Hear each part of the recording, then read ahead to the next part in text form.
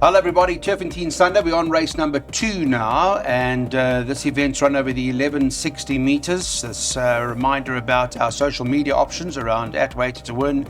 You've also got WhatsApp and YouTube and all the likes of you to be part of our show.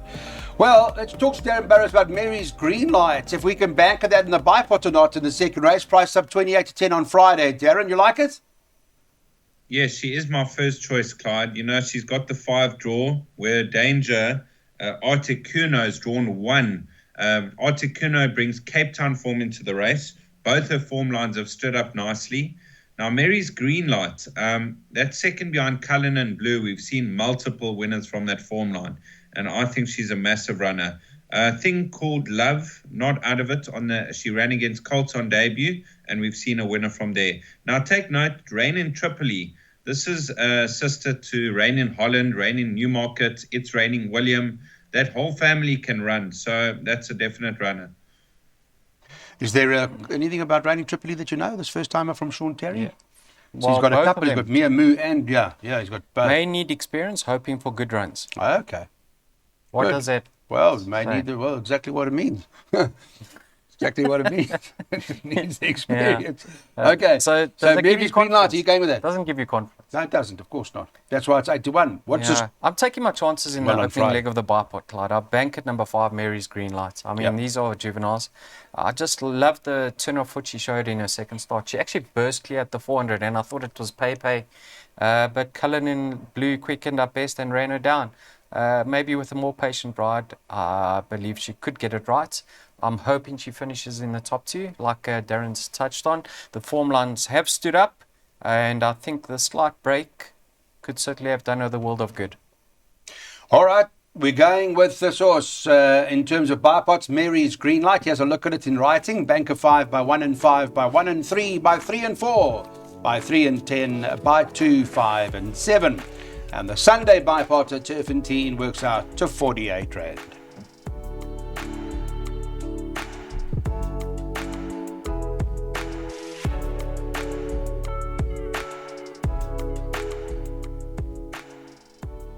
Right, we are on Full Racing. Thanks and appreciates Fortune Racing maiden plate over 1,000 meters. And in this particular case, let me take a look at the market, where number 3, Joker Man, is favourite 33 to 10. Number 4, King Rahul, is 7 to 2. And number 1, Brosnan, is 4 to 1, with number 7 on the card, who's Nira, at 4 to 1. 9 to 2 about, they're actually all in the market here. Statesman, Viva Spirits quoted 11 to 2. First time for Johan, and Someday Maybe is the 20 to 1 outside. That's place accumulators. Mr. Marie, what do you make of it? I went 1 and 5 in the buy pot and the PA, Clyde. Now have a look at Statesman. Firstly, this horse was supported on debut. He ran well below expectation. Now go to the form line where it gives number of runners and winners. 0 from 7. I see that. So that's a concern, isn't it? Not good. But let me just delve deeper into that. Yes, there's 3 indirect winners. In Stormy Choice, Key Element, and No Filter. So there have been 3 winners from that form line. I think it's strong enough in this lineup. Concerns about Joker Man's form line? Nira's form line. Brosnan interests me in that he's having his first run for his new yard.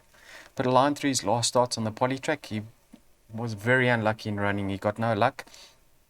They do improve when they join that yard. 1 and 5, Clyde. Yep. I don't know what to say. Okay, we'll see what this is all about. Is Brosnan the Shruti in the pack, Mr. Burrows? He could be a runner in this lineup, but, there's not a lot of form to go by. You got Joker Man. That was a very weak race last time out. Nira, also very weak. Glitter Fox won. Statesman really interests me because there was a lot of market support. Everyone was talking about the horse, that he was going to make a winning debut, and he was never really in contention. But he must have been showing a lot at home, and he could now bring it to the races. So I'll give Statesman another chance. And then Brosnan, he's very average. So Statesman for me. King Rahul ran a second to Stormy Choice. in that form update. I thought that was a good effort, but he's drawn 1. So I'll go with Statesman. And that was a run from King Rahul. It'll be interesting to see how King Rahul follows up if he takes his place. Okay, let's get into the action. In terms of this race, it's a place accumulator. We got worked out, and Daryl's got 1 and 5 in the first leg, by 1 and 3, by 3 and 4, by 3 and 10, by 2, 5 and 7, by 1 and 9. And the last leg of the place accumulator is bankering number 2 on the card, a horse called Celtic Rush.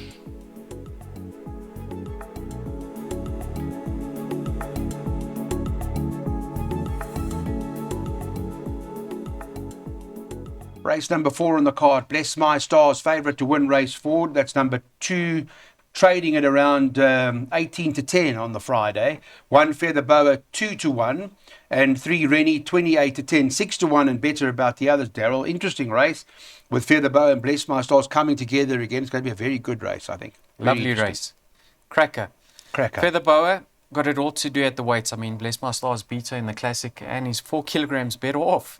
But I think, Clyde, the mile is more in Feather Boa's favour. That's my opinion. I got respect for Bless My Stars, obviously. A filly that's not out of it, and she's got a lovely turn of foot, is Rennie, number 3. She's not too far off them. The mile, stable's in cracking form. A filly that could show marked improvement is number 4, Emregina. When she gets to the front, she's a dangerous front runner. And have a look, Clyde, they put in the blinkers on for the first time. Yeah. I don't see much pace in the race. So, yeah, lovely race. I'm not getting involved. Yeah. One would hope that Feather Boa will get it right. Marigold Hotel came out of there, Darren, and won. What do you think, Mr. Burrows? I like Feather Boa quite a lot, Clyde. I know she's 4 kilos worse off with Bless My Stars and Rennie, and 6 kilos worse off with Emregina, but she's got a ton of class. You know, she's running Grade 1 company. I thought the 18 behind Bless My Stars was stretching her a little bit. I think she's best up to a mile. And coming out fresh, I think she'll win. Dangers, Bless My Stars. I included her in the pick 6 with Feather Boa just in case. But I think Feather Boa, even though she's giving them weight, she might prove too strong. She may well be, but you're quite right. You can never deny class, and Bless My Stars does have lots of that. Let's take a look at Darren's pick 6, then race number 4, going 1 and 2, by 3, 4, 5, 6, 7, by 1, 2, 3, 5, and 9, by 1, 2, 3, 4, 5, 6, and 7, banker 9, and then 1, 3, 5, and 6.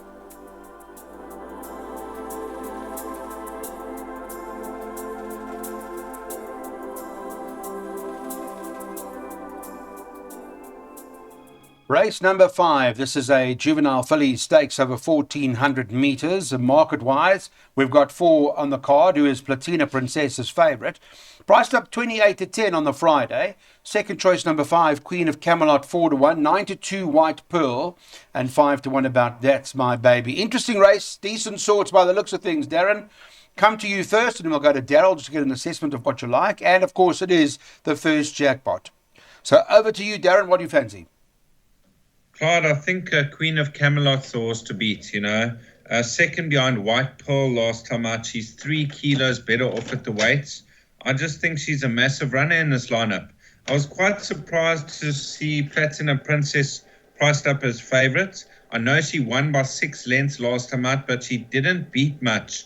White Pearl can only improve after that last effort, and Colorado Creek, eye-catching last win. So 5, 7, 3 and 4. It's a juveniles again, so you don't really know. I guess, as you've said before, you know, when do they prove how much more improvement they've got? Or is there a lurker in here that can show something, or have you got it worked out? I've only given chances to numbers 3 and 4 over here, Clyde. Number 4, Platina Princess. I love the turn off which she showed in her second start. She's actually caught my eye on both her runs to date. Egyptian Mo, I mean, she came out and ran 4th to Lucky Lad, despite the interference she met in the running. She could be very useful, and she beat the older brigade in her later start, Clyde. There have been several winners from that form line. I know it's a poor form line, but several winners indirectly. The 2nd, the 3rd, the 4th, and the 6th have all won since then. Number 3, Colorado Creek. didn't she show an exceptional turn of foot in her second start, suggesting that the 1400 could be ideal for her. She's got bend experience. She ran around the bend on debut, and I love the turn of foot she showed. Let's see how Dolceza and Kingdom of Gold go on Saturday, because they represent that form. Ivy League also won from that form. She looks like a decent filly in the making. So for me, 3 and 4, got my doubts about the White Pearl form line. I'm on the fence. Okay. All right, well, that's a good summary. Listen, I think this was Colorado Creek is decent at the end of the day, and there are 3 direct winners from that form line. So that's turned out to be really good so far. Well, where does it leave us? From a jackpot perspective, this is the plan. 3 and 4 for Daryl Marie, by 3 and 10 by Field, and 1 and 9.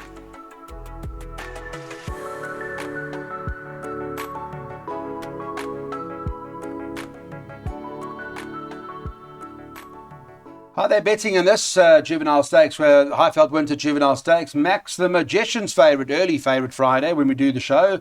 2 Max the Magician, 33 to 10. 3 Pure Predator, well, that form line's superb, and the only one we're waiting from that form line to win. 7 and 2 second choice, and number 9 Real Relief is priced up at 5 to 1. You can get 10s and better bar those 3, Mr. Marie. Good race. Cracker.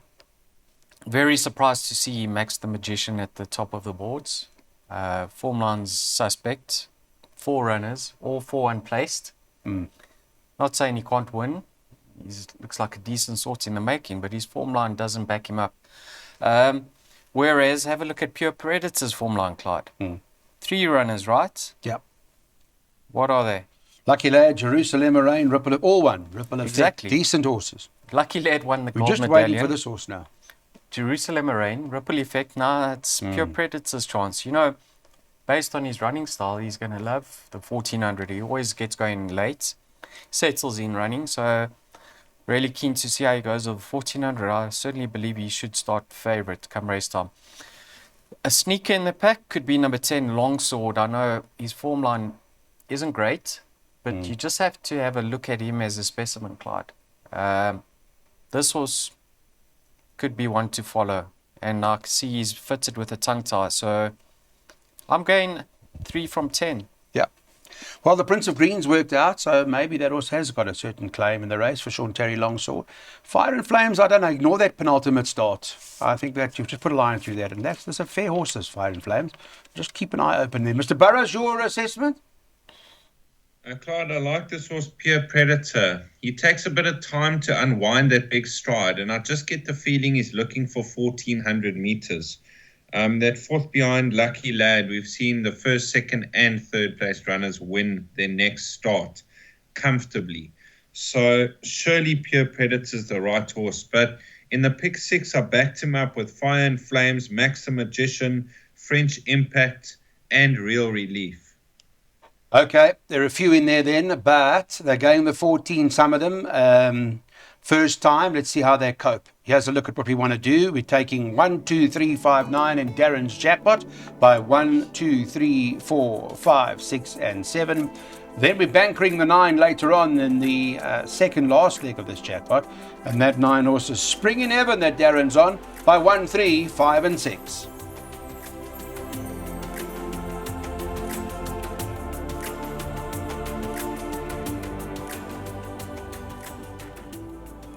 Jubilee Stakes attracts a solid field. Portamanzano, Jimmy Don and the like that take each other on in a race like this. Portamanzano is favourite, 19 to 10. 2 Jimmy Don is 33 to 10. He'll want to win this, I'm sure, Eriko, around the July and all of that sort of stuff. This is their hope.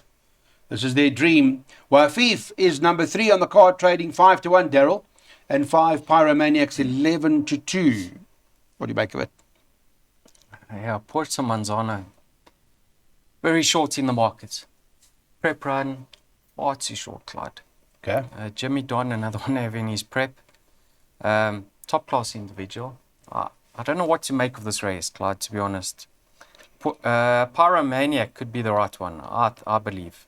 This was blows hot and cold. On his day, he can be very good, but he's also very poor when I go for him. Yeah. So Yeah, he holds Laguna Verde. Interesting, Laguna Verde, Clyde, or Verde. How disappointing has he been? But take note, he's fitted now with a set of blinkers. So let's see how he goes. He's only got 52 to shoulder. Electric Gold, another one, blinkers first time. This horse, I'd love to see him get to the front, if not handy, for a change. He's way better than his recent form. Yeah, I don't know what to make of it. A lot of horses are prepping. A lot of horses are trying to get into the July. So, Yeah. Pyromanic, if I was pushed into a corner, a slight preference for him. Yeah, the last time I had a look at the log, Jimmy Don was 18th on the log. He was in the top 20, So Enrico's going to want to win this, I think. I don't know. He's going to want to run a cracker here. What do you make of it, Darren? I'll make it quite open, Clyde. You know, you got Puerto Manzano, grade 1 winner. He carries big weights and he wins. I think he'll run another honest race. Jimmy Don, you know, when I look at his pedigree out of Jocelyn, I always think that this horse will never stay more than a mile. But in his only start in the Classic over 1800, he ran a cracker behind Anfield's Rocket. But I'm not too sure what to think of him. I mean, he's consistent. Wafif interests me because since the gelding, he's really come well. Let's see if he can stay the 18. I believe he will. And with 56 kilos, he's a runner. Pyromaniac's not out of it. You know, they thought the world of this horse. He hasn't been too consistent, but his last run was eye-catching. And then Electric Gold, the blinkers go on, 52 kilos. Tony Peter, last run in the Greyville 1900, only beaten under 4 lengths. So Electric Gold is the dark horse in the race. Okay, interesting, very interesting race. Here are our selections for this year's Jubilee, where Darren's going the pick 3, 1, 2, 3, 4, 5, 6, 7, by Banker 9, by 5 and 6.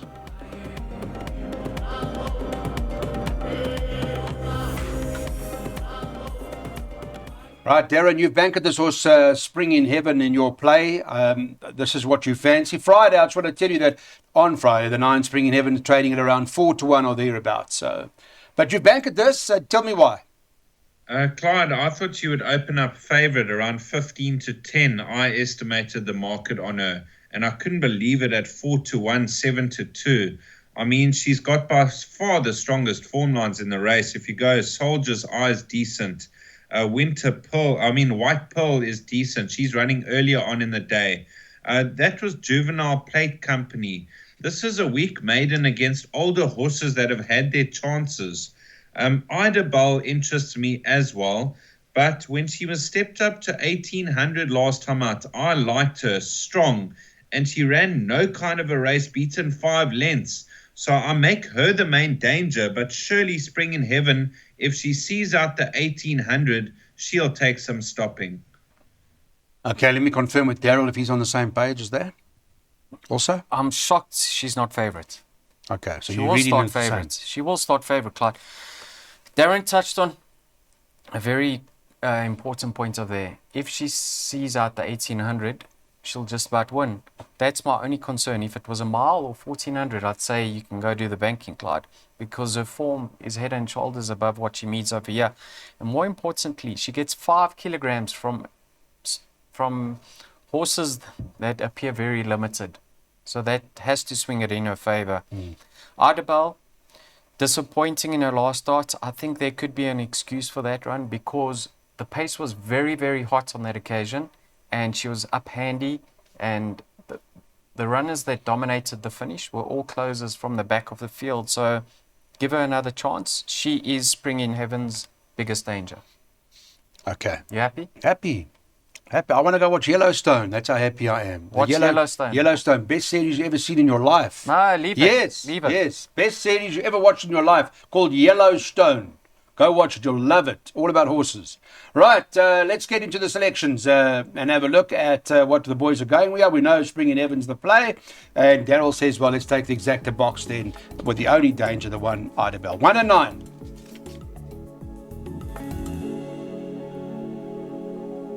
Ninth and final race is a maiden plate over 1,800 metres. Daryl Marie's on Celtic Rush. We know that much. It's priced up at 5 to 1, number 2 on the card. Fancies that for David Nevenhuizen and Gavin Larino. Favourite is they bet 4-1 the field, so they could end up favourite. But 4-1 Desert Fox and the like. I just have to correct you. I'm not on Celtic Rush. Aren't you? I thought you are. I banked him in the PA, yes. Oh, okay. I think he'll run a place. I think Who he'll are go you very on close then if to you're not winning. on that? Let's touch on him first of all, Clyde. Okay. Celtic Rush. The stables come well, right? Right, absolutely. They're having winners now. Yes. Did you watch his latest replay? No. He challenged them at the 800. Oh. I thought he did extremely well to be beaten only 5 lengths. Okay. So there was a horse called Archimedes, finished 8 lengths behind him on that occasion, came out and ran second. I think he will run into the money, Clyde. Healthy respect for number 6, Philadelphian. This horse, you can see, he's making his debut on the high faults. Finished close up recently in the Western Cape. But just take note, those were in open maidens, and he was carrying bottom weight. So he's entitled to finish close in a handicap. Now he's off-level weights, but he could certainly show huge improvements on the high fault. So I do make him a big runner. And then a huge runner, in my opinion, is number 9. What's that? LT Alexander. Lieutenant Alexander. I don't know, yeah. Okay. He's the 2-year-old, Clyde. He's carrying 52.5.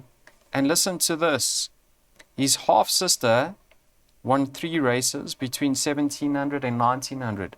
So in my opinion, he's going to love being stepped up in trip. So I'm going to say 2, 6, and 9 to fight it out. Okay. Sorry, I thought you were on Celtic altogether, but all right, I hear you now. Mr. Burrows, which one are you on? Well, Clyde, I like this horse, Philadelphian.